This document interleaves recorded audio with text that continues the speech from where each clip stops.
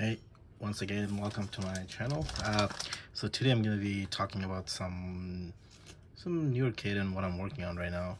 So like I mentioned in the previous video, I'm actually working on this high-grade Bellfighter series Lightning Gundam. It's basically a Zeta Gundam base, I guess, but different color and a little bit of a few different molds. And yeah, I picked it up, I think, from eBay from this guy. It was like a water damaged kit, but everything in the runner was all fine because they're like, you know, sealed in plastic bag. But as you can see, the manual was yeah, went through some stuff, but I just let it dry and I threw away the boxes because they were just gross. But the actual runners are fine. And like I mentioned, there's still some left, but a lot of the stuff is almost done. It's coming along fine. It's not complete yet. Once it's done, I'm probably gonna do a proper review of it. Yeah, here you can see, like, I'm adding some, I don't know if you can see, like adding some chrome parts, or chrome paint to over there. Did some basic panel lining so far, but yeah. And recently also picked up this thing from my local hobby shop here in Edmonton, Canada. These are the Tamiya enamel based. I think they're really thinned enamel black or dark gray. Just wanted to try it. I do know that these things can cause your ABS plastic to crack. So now I'm working with my bootleg kit or old master grade that are mostly ABS. I have to be careful. Yeah. For those, like I said on the previous video, I would recommend using something like acrylic paint. Any cheap one will do. Yeah, like I said, I picked it up for like $1 from Walmart. You just thin it with acrylic thinner or windshield washer fluid or even a water. And here you go. You can just use that. But yeah, for official kit that are not made out of ABS, you can. I just wanted to test it, so we'll let you know. This guy is not using this to panel line. I'll be using it for something else in the future. Funny thing, I also picked up this bootleg kit. Right here, this is a Ashimar. I got it from AliExpress for like 15 bucks. Just gonna move up. As you can see, paid 15 Canadian dollar. I'm guessing it's probably like $9 US. I opted to get no box for obvious reason because it's a lot cheaper. So yeah, it took about 2 to 3 weeks to arrive, but yep, it's finally here. So this will be my new pickup. Now, I'm not sure what's going on with the whole. You guys will see. Let's just open the box and I'll explain.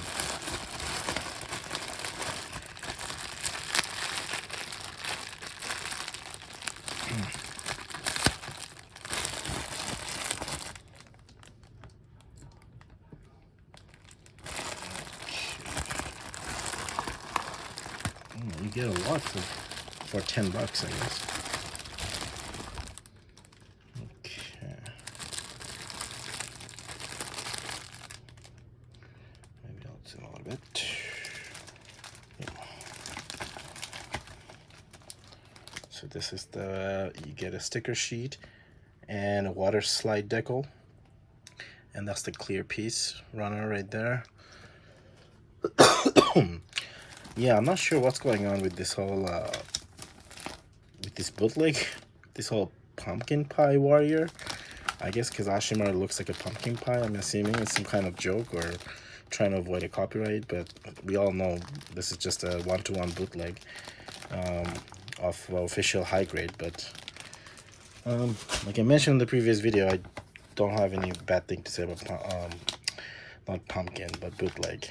If you can't find the official kit at a reasonable price, go right ahead and pick it up, especially if it's a P Bandai. I don't really, yeah. Anyway, so this is the bootleg manual. Yeah, came pretty beat up. Of course, no box. These are the. It looks like yeah, it's just a one-to-one copy of official high-grade manual.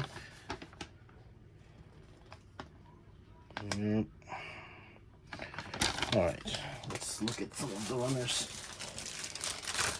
So this is mostly that purple runner that's probably going to be frame and manipulators and things like that.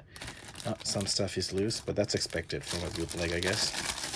And oh yeah, forgot to mention, you also get a base, because remember this Ashimar can transform into a like a mobile armor, right, that can fly. So I think you get a base, action base for that, so that's sweet.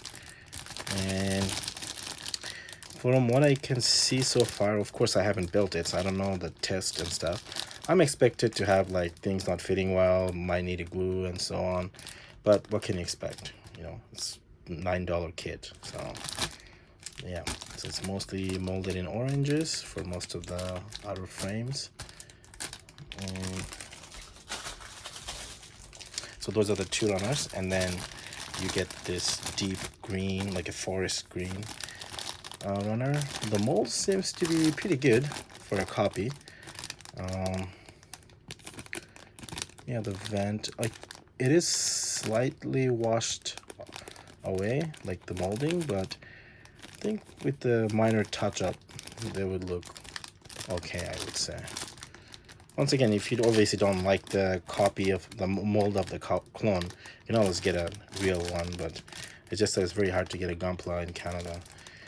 Pretty much a lot of it, the ones I want, is always sold out, so that's why I had to pick up the bootleg. Yeah, and you get some more green runner and the red runner for the face, and the looks like the thrusters and so on, and some gray runner for the purple color, or sorry, the purple runner for the purple color. So yeah, so this month that's pretty much it. So other than working on this guy right now, the Lightning, this is the official Bandai kit, but other than this, and once this is done, I'll be uploading the video for a review of this. And I picked this up, and that Pumpkin Pie Warrior. Yep. Oh, I forgot to mention, there's one more thing I picked up this month, and that is, bam. Yep. I'm trying to get into the whole Gundam artifact. These are these tiny kit, like about, almost like this is probably the actual size. So it's almost like a miniature, but the details are really good. And pretty much it all comes molded in this sand color that you pretty much have to paint it. It is kind of snapped together, and I believe, yeah, this is all actually ABS. It is an official kit from Bandai. This is the Artifact Phase 2, I think. I forgot which series it is. Released in 2021, but I picked it up from a local hobby store because they had the reprint. And these are all molded in MABS. Yep. So something like this, you have to watch out when you're panel lining using this Tamiya accent color, like I mentioned. What happened is when the ABS plastic is under stress, because obviously you're using a snap, you know, it's a snap tight, right? So that means peg is inside a hole and everything is in a, so when you do that, plastic actually has a micro crack is formed that you sometimes you can't even see. And when you use this, which is enamel based, it seeps into the micro crack, and yep, you'll have a situation where your kit will just snap, like it'll literally just shatter and break. So be very careful when you're dealing, especially things like this and that Ashimar that I just mentioned, which is all ABS, when you're using these. For this kind of stuff, once again, I really recommend panel lining using water-based color. Like acrylic is the best way to do it. Yeah, so just something to do. But what I'm gonna try, someone mentioned that before you put it together, I might try to panel line using this, because then the plastic is not under stress. So I'm gonna try to panel line while still on the runner, and then once it's dry, then after that, if I need to touch it up, I'll touch it up with the acrylic. But my theory is if they're not under stress and not put it together, I think I should be able to panel line using the enamel, and if I let it dry, it should be okay. But we'll see. Oh, and this one, I just opened it to test it. This is the 007 GM from Thunderbolt version. And funny thing is, like I mentioned, they all come molded in sand, but it's like a lottery. There's a special color that you get sometimes, which is a clear version. I actually don't want the clear, even though it's supposed to be rare. But just my luck, when I opened it, I actually got the clear. So I'm supposed to be happy because it's all clear. But, you know, clear means I would have to prime it and repaint it again, right? Like, but it's okay. For this one, I might just do a straight build because it is a rare, like, you know, so I might just build it straight. And that means, yeah, I might need to pick up another gym down the line. We'll see. But yeah, inside you're supposed to get a candy, but I think this is the international release. And I checked everywhere. I didn't see any candy. I think I'm supposed to get a gum. But yeah, the gum is nowhere to be seen. And I'll just put the box. The instruction manual is very, very simple. These are probably more for adult. I wouldn't recommend these for kids, but yeah. So you just get one flimsy black and white instruction manual. It looks like you can pretty much snap them together, but you're probably gonna need glue if you wanna, yeah. These are more like those miniatures that game, or what do you call those, tabletop miniatures? Yeah, because you can see, like, look at how small the runners are. Like, that's your shield of the GM, and look how tiny it is. But the actual moldings are really awesome. I will do a proper review of this guy once I'm done building, but just wanted to see what I got. Yeah, so you get 3 runners in total. Once again, like, they're supposed to be all molded in a sand color, but of course it looks like I got lucky and I got the clear. But I actually wanted just a normal sand color version, but yeah, that's my luck.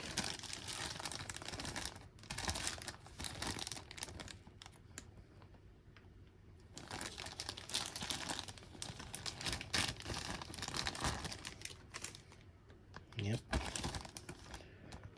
Yeah, this is so tiny, yet the details are so well molded. Yeah, I haven't seen some videos, some Japanese YouTubers building these, so wanted to try my hands on them.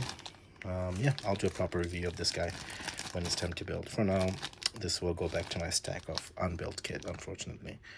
So yeah, I will try to finish the Lightning Gundam first, and then I will build the Pumpkin Pie Warrior, the Ashimar, and then probably this guy. So thank you for watching. See you on the next pickup video.